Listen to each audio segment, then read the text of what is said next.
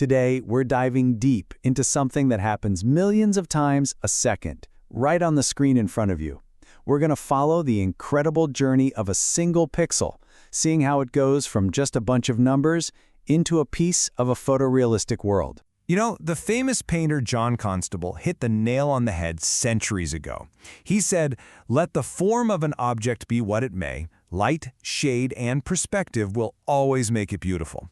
And believe it or not, that's almost a perfect blueprint for what your computer does.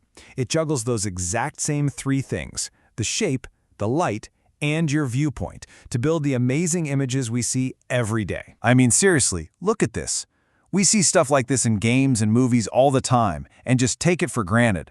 But have you ever really stopped to think about how a computer turns a dry list of data into, well, this? A believable, living world? So how does that happen? How does it turn numbers into a virtual reality? That's exactly what we're going to break down. All right, so let's get into the nuts and bolts. The whole process is called the graphics rendering pipeline. And honestly, the best way to picture it is as a super fast, super specialized digital assembly line. Raw data goes in one end, and each station along the way refines it, adding more and more detail until a complete picture pops out the other side. So this assembly line has four main stages. It kicks off on the CPU with the application stage, which just gets the whole scene ready to go.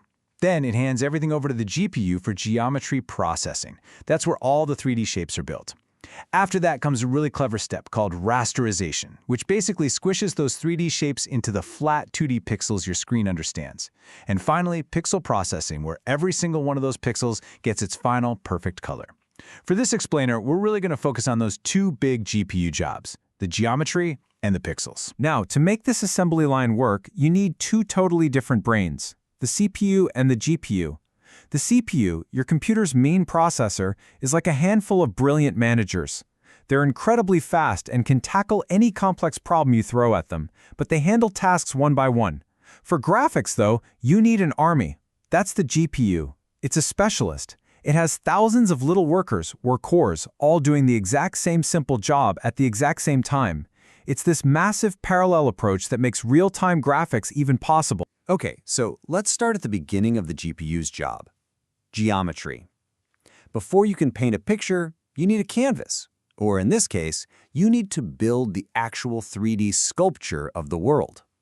This is all about creating the blueprint of reality. And what's the most basic building block of everything? It's the vertex. A vertex is literally just a single point in 3D space, defined by an X, Y, and Z coordinate. That's it. Every complex car, character, or castle you see in a game is, at its core, just a massive connect-the-dots puzzle made of these vertices, all linked together to form a skin of triangles. We're talking thousands, sometimes millions of. So the computer has all these objects made of vertices. How does it put them in the right spot? It uses three really simple math tricks, or transforms, on every single point. It can translate them, which is just a fancy word for moving them, it can rotate them, and it can scale them up or down. That's it. With just those three tools, the pipeline can place every object exactly where it needs to be. And this job is handled by something called a vertex shader. It's a tiny little program that the GPU's army of cores runs for every single vertex in the entire scene. Its only job is to take a vertex, apply those transforms, and figure out its final position on your 2D screen. It's the first huge task for that GPU army. Okay, so we've got the wireframe skeletons of our world all set up. But right now, they're just empty outlines. So let's move down the assembly line and see how we actually start painting these shapes to give them lifelike surfaces. The fastest way to add a ton of detail is with something called texturing, and it's pretty much what it sounds like. It's like taking a 2D picture and just gluing it onto the surface of a 3D model. You want a brick wall? You don't model every single brick, no way.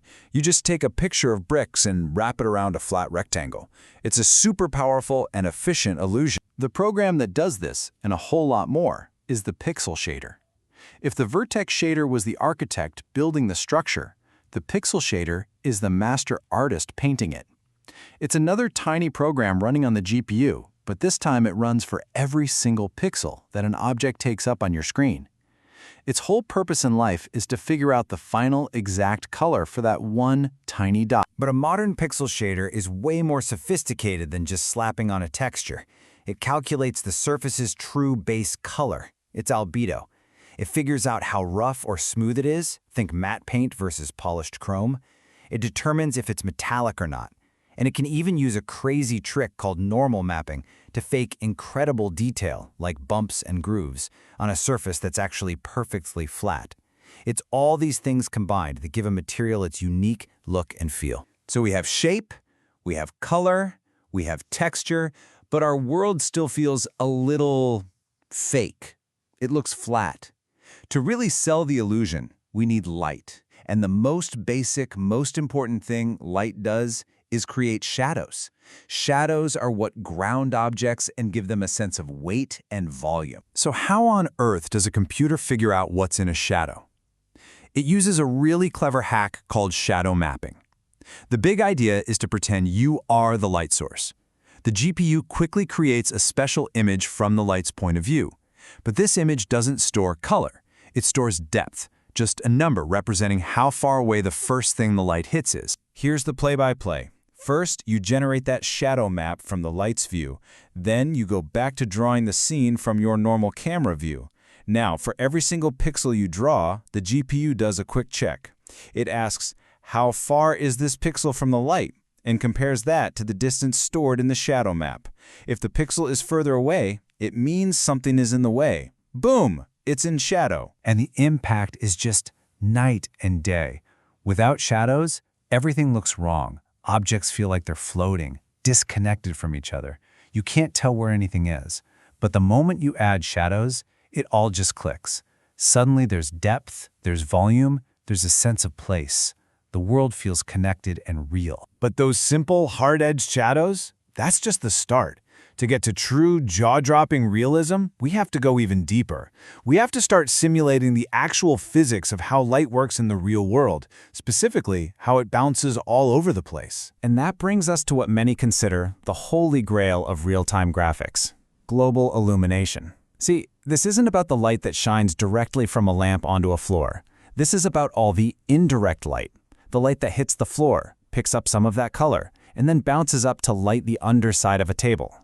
It's what illuminates all the dark corners that direct light just can't get to. So how do we even begin to calculate something that complex? Well, the most powerful and accurate method is built on a really simple idea. Tracing paths is an extremely powerful concept. That's the heart of a technique called path tracing, where the computer literally simulates the journey of individual rays of light as they bounce and scatter around a scene. And when you do that, the results are just beautiful. Global illumination is what gives you soft, realistic shadows that get blurrier the further they are from an object.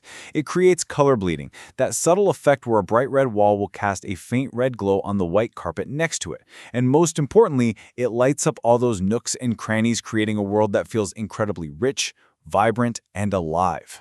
So there it is, the whole journey. From a single, lonely vertex floating in space, which gets positioned and built into a wireframe, which gets painted with textures and materials, all the way to a final, fully lit pixel that knows about shadows and even bounced light. It is an immense, complex journey through that digital assembly line, a process that gets repeated millions, if not billions, of times every single second. So the next time you're playing a game or watching a movie, just remember that. Every single one of those millions of pixels took this incredible journey to get to your screen. And with technology moving so fast, it just makes you wonder, what will that journey look like tomorrow? And what new realities is it going to build for us?